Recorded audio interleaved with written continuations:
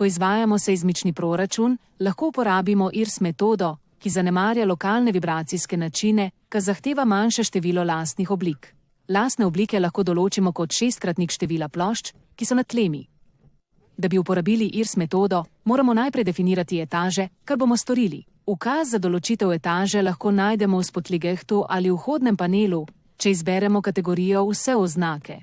Vnesi bomo višine po z-osi, tako da bo prva etaža na višini -3,5 metra, nato pa višina etaže 3,5 metra. Imajoč v mislih, naslednja etaža meri 53,6 metra, zadnja pa 24,3 metra.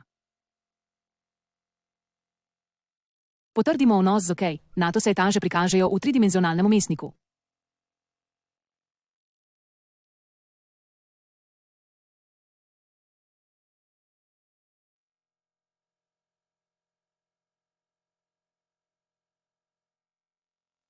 Sedaj lahko začnemo proračun.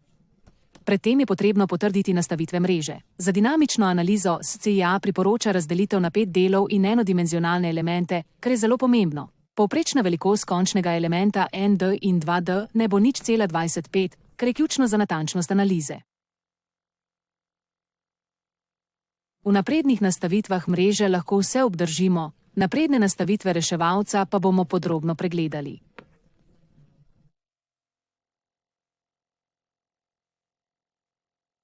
Aktivirali bomo uporabo IRS metode in vnesli 24 za število lastnih oblik. Linearna analiza vključuje tudi seizmično analizo, kar vidimo v oklepaju glede na samodejno generirane kombinacije.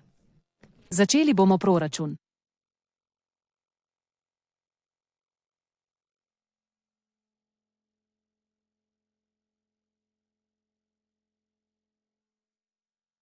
Kratki rezultati proračuna so prikazani.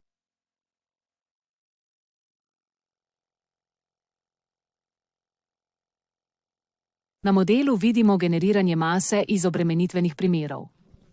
To lahko izključimo z desnim klikom miške. Kartice za obremenitev in maso preprosto izključimo iz prikaza.